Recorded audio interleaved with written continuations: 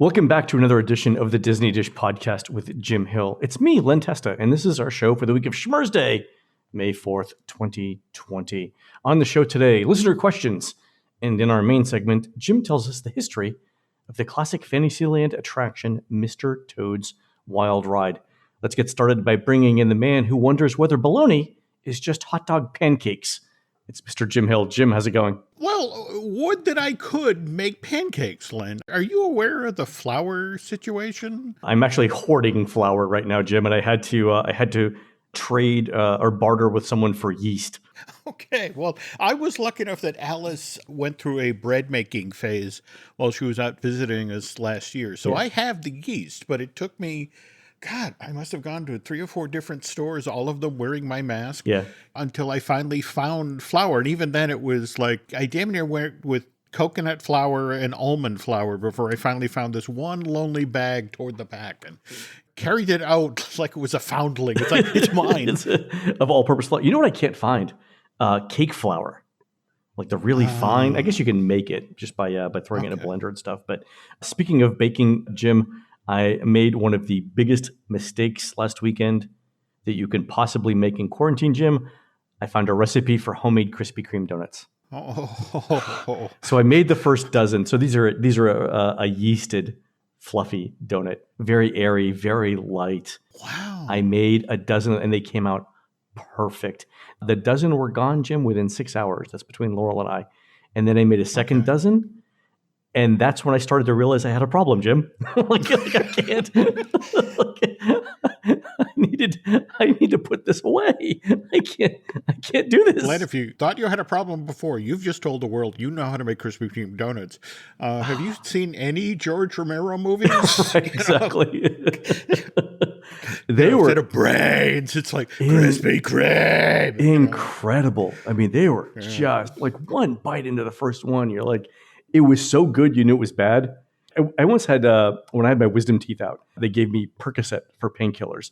And Percocet is how I realized how people get addicted to opioids. Like that was pleasant. That was really nice, for a couple of days. But it's the same thing now with these donuts. Like these donuts are why I can't make donuts. Like this is not that. Well, again, the first part of dealing with a problem, Len, is recognizing that you have a problem. Yeah. So congratulations. I'll see you at the meetings, okay? Exactly. The donut addiction meeting, you have to wait till the Alcoholics Anonymous meeting clears out because they have donuts. Yeah, you got to clear all that out before you go. Yeah, it was scary, Jim. In any event, all right, let's move on. Jim, let's do a quick shout out to subscribers over at disneydish.bandcamp.com. Thanks to new subscribers S. Timmons, JPM, and Alexis P., and longtime subscribers Jeremy H., Magovejo, and Ross N. Jim, the rumor is that these folks are such fans of the original Journey into Imagination ride that they have exact replicas of the old ImageWorks Rainbow Tunnel in their homes. It makes asking for directions to the bathroom more interesting, and it's a nice conversation piece. This reminds me, just this week, like everybody else on the planet, I've been watching YouTube, and somebody put up a video of, it was, I guess at Epcot, the Ralph Breaks the Internet meet and greet that was set up, and it has a weird sort of faux recreation of the Journey into Imagination Rainbow Tunnel. Really? Yeah, and they had the 2 cast members who were playing Ralph and Vanellope getting ready to finish their meet and greet. So what they typically do is they exit into the internet. And the poor cast member who was wearing Vanellope's outfit didn't see the edge of the door. And so you see her revving herself up. And then she goes to run back into the internet and she trips and falls in such a spectacular fashion. Thankfully, she retained all of her body parts and was able to get up and quickly exit. But it's like, Ralph was of no help. We've talked about this. He has giant arms, but can't do anything with them. So. Can't do anything with them. Speaking of YouTube videos, Jim, I was watching a YouTube video from 1991 named A Day at Epcot Center. And one of the things that it showed was these giant blow-up dolls in front of the World Showcase countries. And the afternoon show in World Showcase Lagoon was Surprise in the Skies. Were those two things related? These were blow-up dolls, like actual dolls. Huge, right? like air inflated, like 3 stories tall. Like the one in front of England was of Robin Hood. I think Mickey was in front of the United States Pavilion. But they were huge, inflatable things circa 1991. What were they? Got to remember that there was this cultural imperative coming down from Eisner. It's like, cram the characters into Epcot. And thing of surprise in the skies is as the show ended, there were these giant square boxes that would get rolled out on stage, and then they'd fire up the cold air things. And sure enough, you'd get these giant versions of the characters. What's interesting is this was also during the period when, the very first contract that Disney had with McDonald's. You can go on eBay now and chase down a bunch of Happy Meal toys that recreate these characters that you saw looming out of these giant boxes. Oh, I didn't do that. I don't know if they showed the one for the inflatable Chip and Dale where they're basically standing on top of one another dressed in outfits, rather badly caricatured outfits for China. It's both an unfortunate costume choice and a really unfortunate pose, but don't take my word for it. Go take a look at it. All right, we'll do that. So, folks, the video on YouTube is titled A Day at Epcot Center 1991. Just type that in, and you'll be able to see it. There's a similar one for the Magic Kingdom as well. All right, folks, let's do listener questions. We have a bunch of them from the last episode. Super Dude Ron A. writes in with, I saw where Walt Disney World is going to require online check-in for resorts when they reopen. What would you think if they required park visitors to make an online reservation for the day they plan to be there?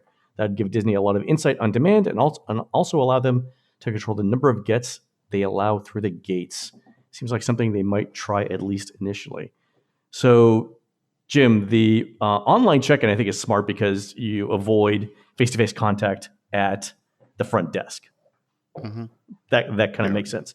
But the idea of a reservation for the day that they plan to be in the park, also interesting. And let me start by prefacing with this. You saw the guidelines that Orange County in Florida put out. Yes, just over like the last 48 hours, Right. And so in phase one for theme parks, they're limited to 50% of capacity? Yeah, that's the starting point with the hope of eventually getting to 75. 75% of capacity. And here, as soon as they said 50% of capacity, we got a number of emails. I got a number of emails saying 50% of what capacity? And the point is this. The Magic Kingdom can hold around 90,000 people, right? And in 90,000 people, that's pretty well crammed in there. So 50% of that would be 45,000. Well, the Magic Kingdom averages 57,000 people, 58,000 people in a given day. Now, granted, some of those people leave before others come in, right? So let's say, for kicks, 25% of them leave before others come in, right? So not all 57,000 people are in the park at the same time. That would mean that on an average day, there are somewhere around 42,000 people in the Magic Kingdom at any given time. Well, if the park capacity is 45,000, or half the park capacity is 45,000, that means that the Magic Kingdom can operate as it normally does under the first version of Orange County's restrictions for an average day. That doesn't seem like much of a restriction, does it? No, it doesn't. So I think there's some fine-tuning that has to happen on that one.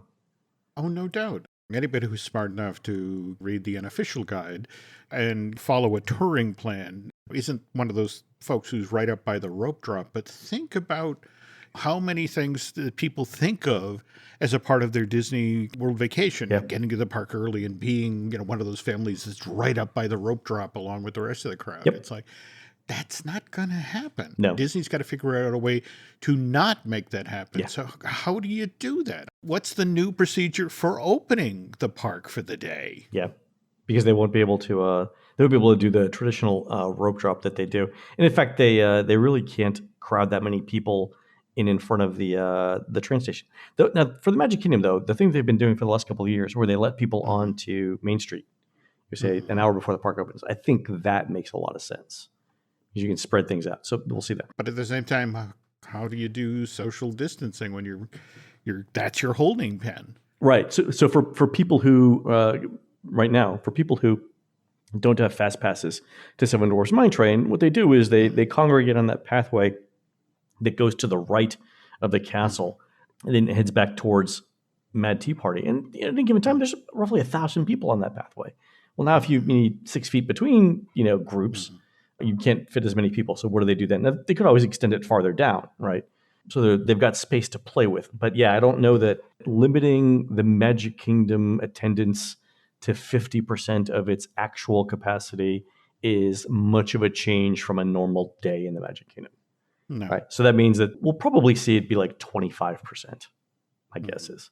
Okay. But what do you think about the idea of doing reservations for the day they plan to be there in a park? I've got the same questions from folks, and it's just sort of like, I can't help but think to our last show where you were talking about just getting people into the park. And for example, the idea you floated about changing the bus drop-off area basically to the Bay Lake Towers. Yeah, close down Bay Lake. And yeah. But it's, the whole notion of if you have a line that extends all the way back there with social distancing, what's the new check-in procedure? I mean, for example, didn't they talk as part of this Orange County thing about temperature checks? Yeah. Adding that additional step in there along with bag check. Well, they don't have to do them all at the same place, right? They could do them in line. I mean, you could have somebody walking through the line and doing temperature checks. Ooh, but think about that, Len. If you and your family are standing on that sidewalk, you're a half hour in from getting off the bus at Bay Lake Towers, and then suddenly at that point, you've got a cast member going, "Ooh, we need to take you out of line." And that walkway is barely 2 people wide. It's true. Let alone thousands upon thousands. I mean, well, that's why I think the walkway would only be for exit, and I think for entrance is if they shut down the Magic Kingdom bus stop, you could actually route people. Oh, I'm sorry. That's an excellent point. Yeah. And you're right. That would probably be, that's a ton of space. The smarter play. Yeah. Or I asked a guy to look at how they might use the space in the Magic Kingdom, and that's what he came up with. I thought it was really useful. Okay. Great insight on his part. On to another question. The always bubbly Robert writes, I've done some research online and find spotty articles about the research that actually gets performed at the Land Pavilion in Epcot. During the ride, Living with the Land, it says that the U.S. Department of Agriculture does work there. My question is one, does research actually get performed there? And two, is Living with the Land the kind of ride that will continue for the next 10 or 20 years? So let's start with that second question first, Jim, because Laurel and I were watching that Day in Epcot video on YouTube. One of the things that I told Laurel was the Land Pavilion is arguably the most successful pavilion in all of Epcot, in that it's been consistently good the longest and has changed among the least of the pavilions. So I think it's better than the Seas. I mean, the Seas has been around for a long time, but I think the Land is a better pavilion. Imagination has obviously changed 16 times and isn't as good as the Land. World of Motion and Test Track have changed. Horizons Rip and Mission Space, better than the Land? I'm not entirely sure. Wonders of Life no longer exists. So really, you've got Spaceship Earth. That's been touched so many times at this point. The message there has gotten foggy. And in fact, that's supposedly what this latest update, where it was going to shift to storytelling, was going to be about. Try to refocus with the story that was being told there. Right. But I love how you're conveniently having a blind spot in regard to food rocks, or for that matter, the Kitchen Cabaret, which my ex Michelle, her now husband Noah, is going online and chasing down all of the plush that was made for Kitchen Cabaret. And my initial question was, why? Why? First question, why? Okay. A lot of us wake up screaming. A lot of us spend a lot of time and money on therapy to get rid of those images, Jim. There you go. But whatever. But now, a question, will it continue to operate for the next 10 or 20 years? It's gone, what? Living with the Land is an original attraction, right? So it's gone 40.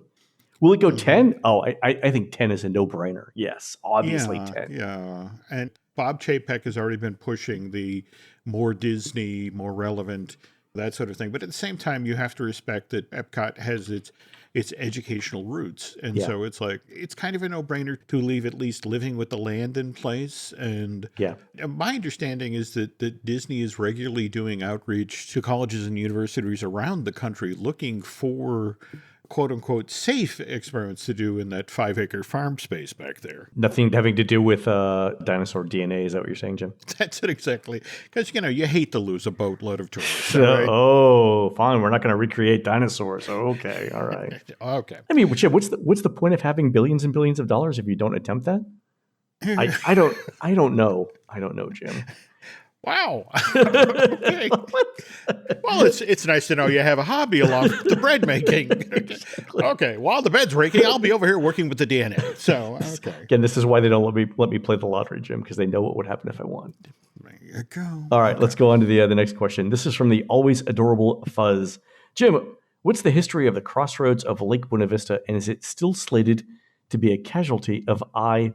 All right, so the history of crossroads is probably not a listener question, that's a show. But the second part of it, is it still slated to be a casualty of I-4? Just this week, somebody posted pictures on Twitter to the effect of, hey, when did Goodings close? Oh, yeah, a couple weeks, last week, right? 2 weeks ago. Yeah, they drove over there, and you can understand, given that the hotels are closed, and that, yes, there are people who live in the immediate vicinity. In fact, the old apartment complex I used to live in was just up the street from there. But yeah, that this has been, that off-ramp that was supposed to go straight into Disney Springs is still on the transportation plan for the expansion of I-4 and including those toll roads.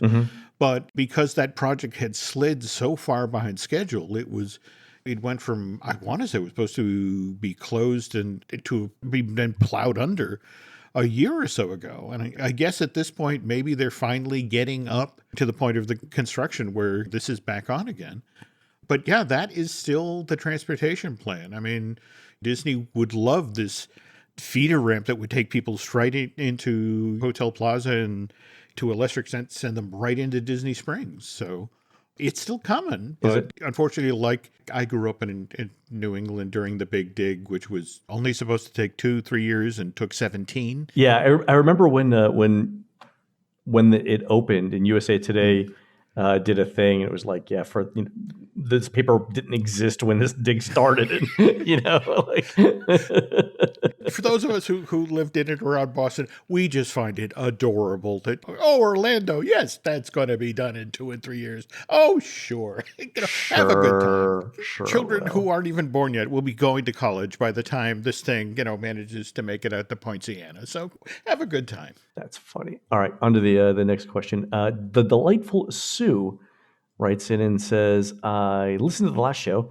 I have to agree with most of the suggestions until you got to the gloves. This is for me. Gloves only work if you change them after every encounter. Think about it, Len. When used in a hospital, even your dentist, once that doc touches something they shouldn't, off come the gloves and the new pair go on. Maybe I'm going to the wrong doctor. Keeping gloves on for any period of time and people inadvertently touch your face, there are germs. I think if they posted a cast member in front of every ride with hand sanitizers like they do on the cruise when you go to dinner, it would be far more effective. And there could be another cast member at the exit doing the same thing. So we got a lot of variations on this, Jim, around my point about wearing gloves. And and they're all good points. I wanted to clarify one thing. When I was saying that I think gloves are useful, it's not gloves instead of other things. It was gloves with everything else. And so here's so like gloves plus sanitizers, right? And here's the thing I was going for, right? If you're not wearing gloves, it's hard to tell when the last time a person washed their hands was, right? Because you're not wearing anything, right? And your hands are hands. You can't tell. But if you're wearing gloves, and especially if the gloves are color-coded to a specific time of day, you can easily tell at least the last time at which those gloves were changed. So it's more of a visual indicator that somebody did something at least within the last some number of hours, as opposed to just assuming that everyone with bare hands is going to wash them. So it was an additional measure, not an in place of measures. That makes sense. Yeah. But one of the reasons you mentioned glove is, it's part of the guidance we've been receiving is gloves and masks and, and don't touch your face and wash your hands. And it just, and the problem is we're in this real time moment where it's like when I was a kid and we went from, okay, dinosaurs are cold-blooded, and by the way, that one's called a brontosaurus. No, wait a minute. Dinosaurs are warm-blooded, and that one's called an apatosaurus. Wait a minute. Did I tell you they have feathers? And it's just sort of like, it's like, wait a minute. Can there be one set of rules? And it's like, no, it's evolving. All of this is evolving. Keep up. I had friends in the healthcare industry who actually in hospitals during this, and they said when the virus effects started to really ramp up, and they started to see a lot of people, coming into the hospital, they were getting new procedures every couple of hours. Like latest memo, here's what to do. And I think it's only natural to expect that for theme parks, right? We're going to open with one set of expectations, and then things are going to be fine-tuned.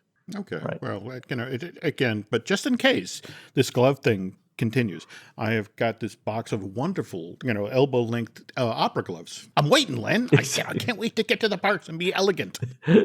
We had a listener, Kevin, write in too, who said Kevin runs in a bakery. He wrote in, he said, in my bakery, it's hot, and we have to change gloves often to handle the sweatiness that happens. And in Florida, people would be doomed. It'd be like wearing little greenhouses on your hands. I just don't think gloves are a practical solution for guests. They're more reasonable for cast members to wear and to change out often. So that's an interesting thing there. And Kevin also pointed out that instead of having the cast members cleaning everything, you could hand everyone sanitizer wipes as they board the rides. So make it the guest responsibility, not the cast member responsibility. That's an interesting idea. It is. You have to trust the guests more than you trust the cast members. I'm just imagining that at the end of the day, the Pirates of the Caribbean Lagoon would be very interesting. The poor slob who has to clean off all of the wipes that less than thoughtful guests heaved into the water. I mean, that's the thing. You have to account for the best of humanity and the worst of humanity because they both go to theme parks. So yeah, it's true. It's there's a bell curve of behavior, right? Mm-hmm. Fair enough. All right. This one from the fabulous Ben. There's an article that says that virtual queues will not be possible in Walt Disney World because the park can't hold that many people in common areas. For example, those that need 90-minute lines. What are your thoughts on this? The Disney Dish has spent some time on this topic with Rise of the Resistance. Thanks, and I always look forward to new episodes. So can you fit a 90-minute line? I just heard from a friend, and they're going ride by ride, Len. And take, for example, Space Mountain. You remember that space that got cleared out when they pulled down the Skyway station? And, so there's the restroom, there's a set of faux mechanical palm trees and that sort of thing. Mm-hmm. And they've gone in, they've measured, and you have to create these basically 6-foot square boxes and then create a queue that way.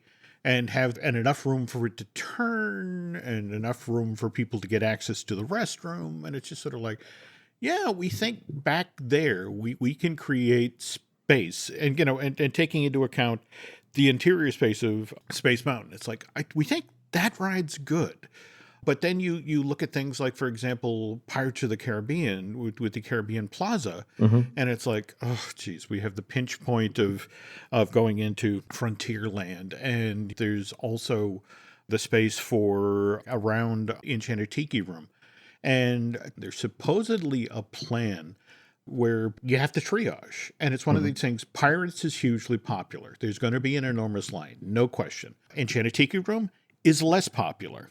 So what if you were to actually shut down Tiki, but create queue space in there? For Pirates, it literally went through the queue for Enchanted Tiki Room into the attraction itself and out the door, the exit. And that the thing with the queue at Enchanted Tiki Room is it's got that 3 or 4 tiers of queues where you could leave the middle one empty. Oh yeah. Plus, it's also covered. You get air conditioning covering, Florida weather, that sort of thing. But it now becomes a question of you have Small World right across from Peter Pan Flight, 2 of the most popular attractions in Fantasyland, who typically have huge lines.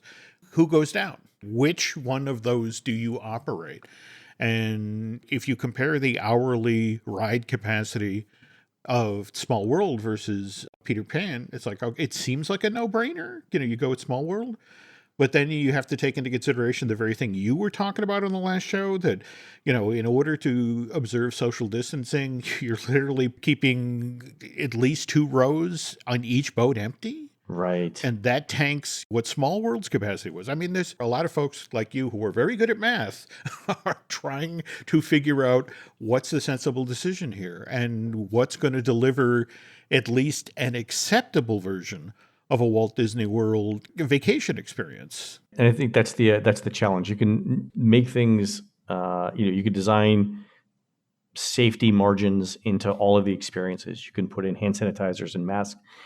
Mm-hmm. The big question at the end of the day is this going to be worth the $500 a day in admission plus whatever I have to pay to get there? Is the experience of it worth the money? And that's going to be the other tricky part, right? Once you get past all the math involved in the queues and things like that, you still have to provide an experience that's worth the money. So that's a big question. Absolutely. Yeah. All right, a couple more listener questions here, Jim. The always ebullient Alex writes in to say, I'm a first-time writer, a long-time listener, still waiting for Jim to finish his Light Magic series. Jim, that's a joke, I guess? No, the 25th anniversary coming up next year. Right. I'm going to do it, folks. I swear to God. I had to wait for a couple people to die to tell some of these stories. And you didn't want to hurry that along in any way, right?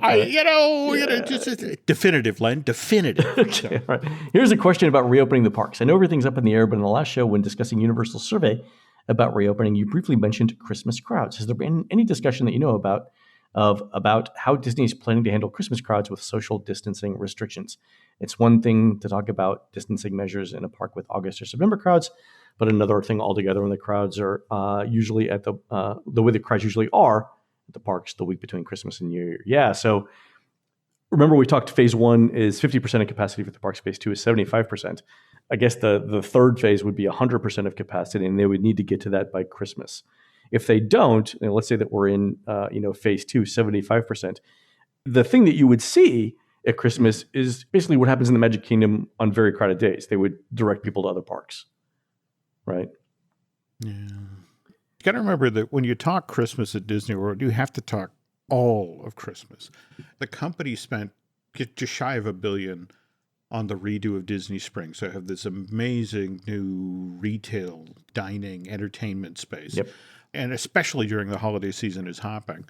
And so you had people already working on the Christmas Tree Lane experience for the coming year, because the folks who handle the holiday decorations at the park never stopped, whether it's working on the Halloween stuff or the Christmas stuff. So they were already working, because that's a highly successful element over there, Len, for Disney Springs.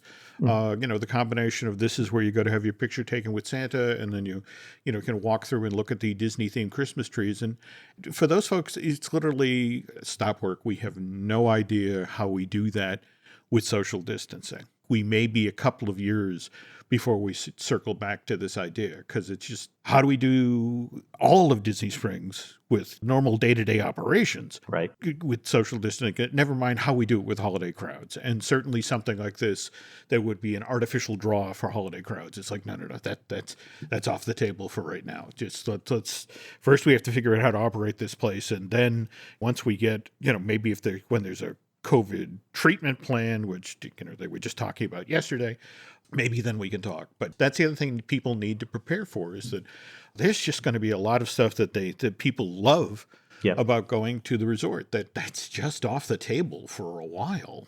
And that's fine. I think we'll understand things like that. And for me, if we have the resorts, most of the resorts, if we have most of what's in the parks and most of Disney Springs, that would be good enough right now.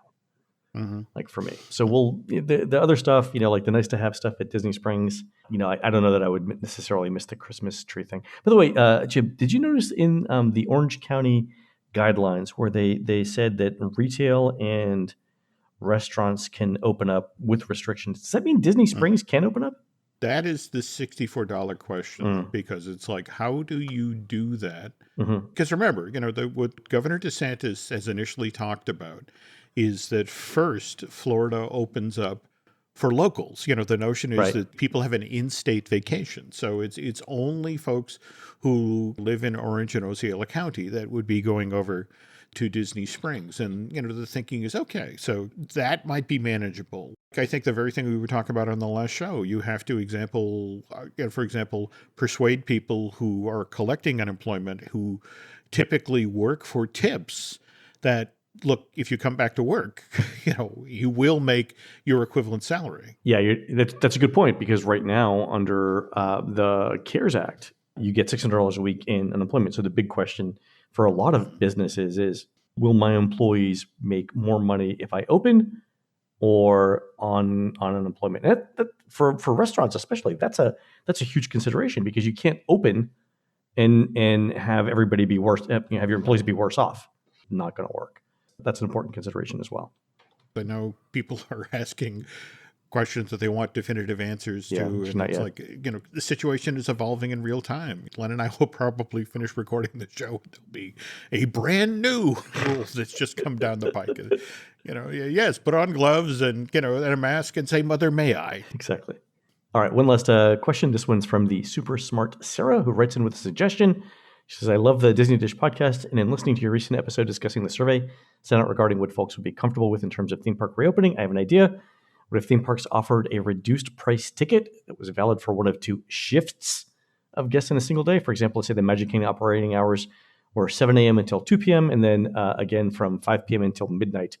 The parks would close for a 3-hour sanitizing period from 2 p.m. to 5 p.m., and then be sanitized and maintained again from midnight to 7 a.m. So I don't know if we talked about it on the show, Jim, but I think that's actually a really interesting idea. You get, 7 hours in the park? I don't know if you saw this thing that erupted online last week and got traction, where basically it was somebody talking about, because they're, the parks are shut down and they're not servicing the motors of, the figures for Small World or Pirates of the Caribbean, that when they go to fire them up, nothing's going to work. And, and that's going to send Disney over the abyss. And it's like, no. There are still people in the park. There's still people feeding the animals at Animal Kingdom. And we've talked about this with Extra Magic nights and Extra Magic mornings, how it creeps in on the maintenance time that actually need at the parks. Right. Especially now, where the very thing that Sarah talks about here, where you need that sanitizing period, you need that before you open and after you close as well. So not saying that there isn't a valid idea in here. In fact, when you think about how good Disney is right now on the days when they're presenting either Mickey's Not So Scary or Mickey's Very Merry, how they're effectively able to sweep the park of people who are not wearing the right wristband. Mm-hmm. So maybe the folks who come in the morning would have a red wristband, and those who are supposed to be there in the afternoon or, the late afternoon at the evening portion would have a different color. But I think there's a concept here, but again, to circle back to basically our first question we could ask, what is workable reduced capacity? Right. And not just for the Magic Kingdom. You got to think about this for the studios. You got to think about this. And the people who are having the most agita when it comes to how do we operate this part of our theme park, think about how the hell are you going to do social distancing, Len, in Toy Story Land? Yeah, it's a small land to begin with.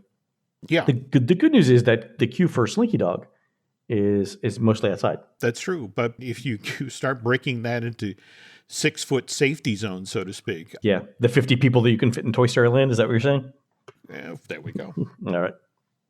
All right, folks, we're going to take a quick commercial break. When we come back, Jim tells us the story of Mr. Toad's Wild Ride. And in true Jim Hill epic fashion, it begins with Germany invading Poland. We'll be right back. All right? Breathe deep. Imagine your legs more limber in Duluth Trading Double Flex Denim. Envision euphorically squatting for that can of suds, bending for your toolbox in a state of bliss, lunging for your laser level on a whole new level. Relax and allow the flex to fill you with ability. Find your inner flex in Double Flex Denim only at Duluth Trading. This podcast is brought to you by Carvana. Carvana lets you buy your next car on your terms. Explore a massive inventory online, filter for what matters, and find your perfect match. Then choose delivery to your home or pick it up at one of Carvana's iconic car vending machines. Every car also comes with a 7-day money-back guarantee, so you can make sure it's the right fit. Buy your car on Carvana. Delivery or pickup fees may apply. Limitations and exclusions may apply. See our 7-day return policy at Carvana.com. Carvana. We are talking about the history of one of my favorite all-time rides. I'm still glad it exists in Disneyland. It's Mr. Toad's Wild Ride. Jim, why don't you tell us where this all began? And here's the question, right, that I have. Mm-hmm. Mr. Toad is not one of the classic Disney characters. So, how did we even end up with Mr. Toad as a character?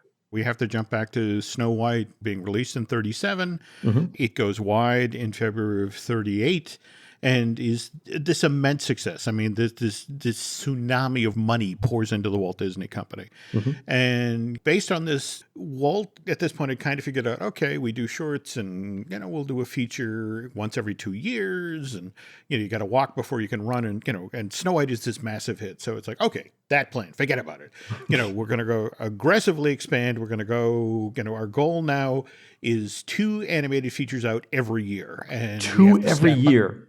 2 every year. So the animators are drawing with each hand, right? Okay. Well, and more to the point, you now need to put product in the pipeline. Right. And so, it's April of 38, and Disney is aggressively now grabbing individual books and stories. And, that this is when the film rights for Bambi get grabbed. This is when Pinocchio. And in April of this year, this is when Disney acquires the rights to Kenneth Grahame's children's story from 1908, The Wind in the Willows. The problem is that this is also happening. What's going on in the real world, just a few weeks before they close the deal on Wind of the Willows, is Germany annexes Czechoslovakia, which effectively launches the war in Europe. I mean, a lot of people would argue that it wasn't until September of 39 when Germany invades Poland that, okay, World War II is now underway. But what's happening, of course, is Czechoslovakia falls, and then Poland. People are fleeing. People are running to safety, or so the movie theaters are shuttering. There are few places to show these movies, and the people left behind need the money that they normally spend on movie tickets or things like food, or tickets out of the country. But Walt is proceeding with this aggressive 2 film a year plan. So February of 1940, he opens his brand new $2 million state-of-the-art animation facility in Burbank.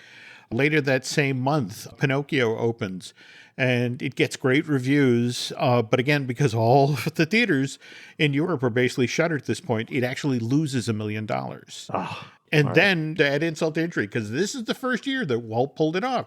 He's got 2 movies out in theaters in 1 calendar year. But the second movie is Fantasia. And it's the version that you and I talked about at length with the whole Fantasound. The custom sound system, right? Yeah, and it can only be set up in certain theaters, and there are only 10 markets in the country showing this. And so Fantasia manages to lose more money than Pinocchio.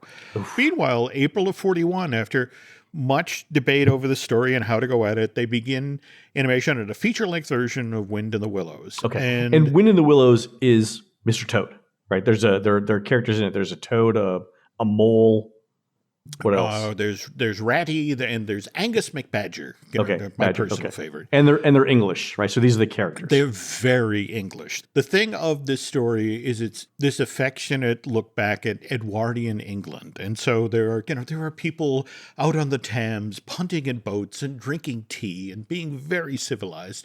And Walt initially, when they came at him with this Kenneth Grahame book, read it. And Len, it says a lot when Walt Disney reads the story and goes, wow, that's awfully corny. Wow. You think when Walt, who prided himself on the whole, for every laugh there is a tear, his take on storytelling, it's like, wow. But his animators went, no, look at the characters. It's a rat, it's a mole, it's a toad, it's merchandise. Yeah. And so it's like he reluctantly goes forward with this thing. But it starts animation in 41. But remember, that's April. By the end of May 1941, this is when the infamous Disney's animator strike happens. Last 5 weeks, Len, that the only way it's resolved is they bring in federal mediation. And literally, Disney Studios is never the same after this. And then October 41, the Bank of America is looking, the looming war in Europe and Asia. And here's Walt, and we'll need some more money for the movies we're making. And they're like, no. We're going to put a cap. We've extended quite a lot of money to you. At this point, it was $3.5 million. And we'll keep the spigot open, but you have to put some new big business practices in place. And among those is you can't develop any new animated features until the ones you have in the pipeline are completed. We feel like we've been examining your business practices, and maybe you need to sort of keep your eye on the ball a little bit more. Walt, who literally had just returned from the famous El Grupo goodwill tour to South America, it's like, what choice do I have? Sure. And he's lucky he agreed when he did, because, of course, December 7th, 1941, Pearl Harbor, and we're plunged into World War II. It's now January of 42, and Disney Studios is now being it's literally being occupied by the Army Signal Corps, because they're defending the Lockheed plant down the street. Oh, right. Okay. And so Walt now has to show a badge to get onto his own lot, and he's losing all sorts of resources and men to the war. And so he has to cold-bloodedly look at everything that's in production. And remember, this is a guy who was never that enthusiastic about Wind in the Willows, and just looks at it and goes, this is the wrong film at the wrong time. If we bring out this gentle English fantasy in the middle of the war when Britain's dealing with the Blitz, it's just, so he literally just puts it on the shelf. It's like, stop production, we're putting it on the shelf. And, we don't need to get into the whole Walt makes training films to, so his studio survives the war. We'll just jump ahead to May of 45. It's VE Day, the German surrender. August of 45, VJ Day, the Japanese surrender. People start to try to get back to normal. I've been talking with friends about, especially who are concerned about the pandemic. It's like, that's when we should be looking at. What was it like in 45, 46, when, people came home from the war and we all stopped doing, the women stopped going to the factories to make bombers. What was that like? Right. So in 46, Walt is now going through everything the studio had in production that they tabled. And he's looking at Wind of the Willows, and you got to remember, they got about a half hour's worth of animation completed before they put the film up on the shelf. And Walt looks at the material, and he still is not overly confident in it. But he's like, I don't want to waste this. I spent so much money, and Bank of America is breathing down my neck. So it's like, all right, what if we take what was supposed to be a feature-length project and say, group it with something else, make it into, a package feature, sort of like the Saludos Amigos or Make My Music. And so, for a time, Walt looks at, they had that Mickey and the Beanstalk, which was also supposed to be a feature-length project. And it's like, all right, well, what if we do the same thing? We just, we take the half hour of animation we did for Mickey, we take the half hour we did for Wind of the Willows, and put that together. Not a good fit. But then Walt has all of this work that Roald Dahl did for the studios during the war, that Gremlins movie that they were supposed to make. But, that was all about the gremlins who would eat the bolts out of the planes that the RAF was using against the Germans. And it's like, okay, war's over. I don't think anyone's interested in this story, but they try for a while to make that work. And nobody outside of Walt likes this idea. And then finally, in 47, they go, okay, Making the Beanstalk, let's put that together with Bongo. And Walt is just looking cold-bloodedly at the Wind in the Willows footage, and it's like, look, it's got these high-action scenes of Toad crashing through the English countryside with Cyril the horse, and him on the train escaping from the Tower of London, and the fight for the deed at Toad Hall. So I should be pairing this with something else that has high-action scenes. And coincidentally, starting in late 46, because Walt is looking at the mood of the country and figuring, maybe there'd be an appetite out there for a movie that celebrates American folklore. So they start animating a version of Washington Irving's The Legend of Sleepy Hollow. And eventually Walt looks at the footage for that's in progress for the Ichabod escaping from the Headless Horseman and realizes, well, that has the same sort of energy that the stuff for Toad does. So, they basically throw those two together starting in 47. By 48, Walt's attention was already elsewhere. August of 48 is when the first memo for the Mickey Mouse Park, the thing that Walt wanted to build across the street, the studio. All right. But Walt's looking at this and realizes, I'm going to need a lot of money. I'm going to need Snow White money in order to build this. And so he then looks at the other feature films that were tabled after the war. And he's got 3 that were kind of far along in development. He's got Alice in Wonderland, he's got Peter Pan, and he's got Cinderella. And since Snow White was built around a princess and was a huge success, Walt just sort of like, okay, I think that's the smart choice. We go Princess again. And so he pulls his A-team, and they're working on Cinderella, which means that Ichabod and Mr. Toad is basically stitched together by the guys who aren't working on Cinderella. That finally comes out in theaters in October 49, does decent business, but 6 months later, Cinderella hits. So it opens in March. This is before, Right. I guess, before like the summer blockbuster, the idea of a summer blockbuster. March. In fact, it's fascinating, Len. If you know, Snow White went into wide release in February. Pinocchio went into the wide release in February. And for the longest time, was Walt's thinking, just that you put an animated feature out in February, which I don't know, with the kids getting out of school then? Or, I mean, I don't entirely understand this. But anyway, again, Cinderella comes out, makes huge dough. And so Walt now finally has his development money for Disneyland, which brings us now to 1953. And the original prospectus for Disneyland, the thing that Walt gave to both corporations like the American Broadcasting Company and individuals like Bob Hope, we've talked about that, Len, about investing in Disneyland. And so in this 6-page document is a section that talks about Fantasyland. And this is verbatim. Fantasyland is a wonderful land of fairy tales come true within the walls and grounds of a great medieval castle which towers 70 feet in the air. In the middle of the castle grounds stands a magnificent carousel in the theme of King Arthur and his knights. In this land, we find the setting from the fairy tales. We have the ride through Snow White's adventure in the Seven Dwarfs mining car, through the diamond mines, through the enchanted forest, past the cottage of the Seven Dwarfs, reliving Snow White's adventures. We then have the walkthrough, the wonderful experience of Alice in Wonderland, as the White Rabbit takes us down the rabbit hole, through the maze of doors, the rabbit's house, past the singing flowers, Dodo Rock, the Mad Hatter's Tea Party, and climaxing in the courtroom of the Queen of Hearts. We then have Fly Through the Air with Peter Pan over London, past Big Ben's Clock, beyond the second star to the right to Never Never Land, fly over Captain Hook's ship, the Indian encampment, the Crocodile, Mermaid Lagoon, through Skull Rock. And finally, we have Pinocchio Square, with Geppetto's clock shop, Stromboli's puppet show, and a miniature traveling carnival. And Len, that's exactly how Fantasyland was described circa 1953 to would-be investors. All right, so Snow White, Alice in Wonderland, Peter Pan, and Pinocchio Square. Right. With a miniature traveling carnival and a puppet show. Okay. All right. Notice anything interesting? No Mr. Toad. No Mr. Toad. No, lots of things. No Dumbo, no Carousel. Yeah.